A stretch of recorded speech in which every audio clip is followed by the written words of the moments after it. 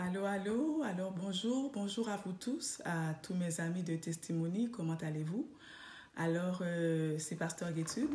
Alors, mes chers amis, ce matin, je vais partager quelques mots avec vous sur la prière. Quand on parle de prière, qu'est-ce que la prière? Alors, une définition simple de la prière, c'est la communication, c'est une communication qu'on entame avec Dieu. On parle avec notre Dieu, avec notre Créateur, qu'on croit, parce que normalement, quand on prie, c'est un acte de foi. Donc, on croit en notre Dieu, on lui fait confiance, on sait qu'il est capable d'agir pour nous, donc on prie notre Dieu. Et quand on prie notre Dieu, donc c'est notre esprit qui est en contact avec notre Dieu. Car vous n'êtes pas sans savoir que l'être humain, l'homme est un être tripartite, c'est-à-dire composé de trois parties. Donc il y a l'âme, il y a le corps et il y a l'esprit. Donc le corps, on sait que c'est l'enveloppe physique. Alors, quand quelqu'un décède, donc on voit la personne reste inerte, donc le corps ne bouge plus. Tandis que l'âme est le siège de nos émotions, de nos passions. Au niveau de l'âme, on va retrouver, n'est-ce pas, parfois le désespoir, la colère, l'angoisse, la tristesse, les inquiétudes. On retrouve toutes les émotions au niveau de l'âme. Et tandis que l'esprit nous permet d'être en communication avec Dieu, de pouvoir sentir la présence de Dieu parmi nous, donc avec nous. Donc quand on prie, c'est une relation intime qu'on a avec le Seigneur. Et c'est très important pour un disciple, pour un chrétien, d'entretenir une relation avec Dieu. Parce que quand on a cette relation avec Dieu, Dieu est toujours avec nous. Le Saint-Esprit nous aide dans nos luttes de tous les jours. Le Saint-Esprit nous aide à servir Dieu à travers nos difficultés, à travers, n'est-ce pas, les épreuves de cette vie. Parce qu'on voit même que Jésus lui-même, en tant que fils de Dieu, était toujours en prière. Il priait Dieu tout le temps. D'ailleurs, quand on voit dans Jean 11, verset 12, Jésus, verset 42 plutôt, excusez-moi, Jésus dit, pour moi, je savais que tu m'exauces toujours, mais j'ai parlé à cause de la foule qui m'entoure afin qu'ils croient que c'est toi qui m'as envoyé. Ayant dit cela, il cria d'une voix forte, Lazare, sors. Donc on voit que Jésus parle toujours avec son Père, lui qui est le Fils de Dieu.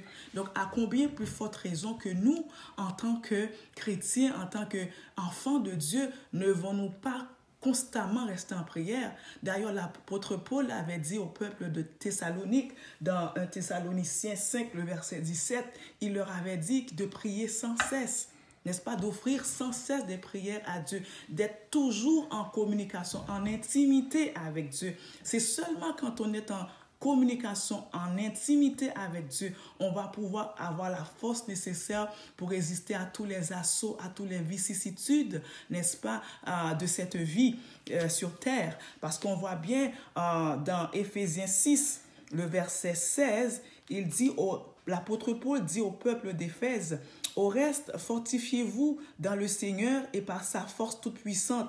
Revêtez-vous de toutes les armes de Dieu afin de pouvoir tenir ferme contre les ruses du diable, car nous n'avons pas à lutter contre la chair et le sang, mais contre les dominations, contre les autorités, contre les princes de ce monde de ténèbres, contre les esprits méchants, contre les lieux célestes, dans les lieux célestes. C'est pourquoi prenez toutes les armes de Dieu afin de pouvoir résister dans le mauvais jour et tenir ferme après avoir tout surmonté. Donc, il nous dit encore, tenez donc ferme. Ayez à vorer la vérité pour ceinture, revêtez-vous la cuirasse de la justice, mettez pour chaussure à vos pieds le zèle que donne l'évangile. Prenez par-dessus tout cela le bouclier de la foi avec lequel vous pourrez éteindre tous les traits enflammés du malin. Donc, on voit que pour avoir les armes spirituelles, le chrétien doit rester en prière. Chers amis, pour pouvoir lutter contre toutes les tentations, contre toutes les difficultés, les problèmes que vous rencontrez, n'est-ce pas, dans vos vies, Il faut mener une vie de prière. Et d'ailleurs, c'est ce que l'ennemi essaie de faire à travers les problèmes, les difficultés qu'on rencontre. Il essaie de, n'est-ce pas, de nous attrister, de faire en sorte qu'on ne prie pas. Et quand on ne prie pas, n'est-ce pas, c'est sûr qu'on va tomber. C'est sûr qu'on ne pourra pas vaincre, n'est-ce pas, toutes les difficultés que l'on rencontre. Et c'est la déprime. Donc, bien-aimés, nous devons prier. Il est impératif pour le chrétien de rester en prière. Et non seulement de rester en prière, mais de lire sa Bible. Parce que la parole de Dieu nous fortifie. Et le chrétien qui prie, le chrétien qui lit sa Bible est un chrétien puissant. C'est un chrétien qui va avoir des témoignages. Et en tant que chrétien, nous avons besoin de témoignages.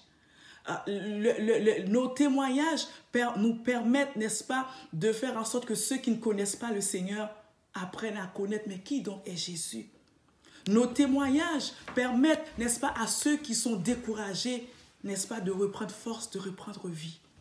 Donc, bien-aimés, il faut prier. Il faut mener cette intimité, cette vie d'intimité avec notre Dieu. Parce que notre force, notre victoire est dans la prière.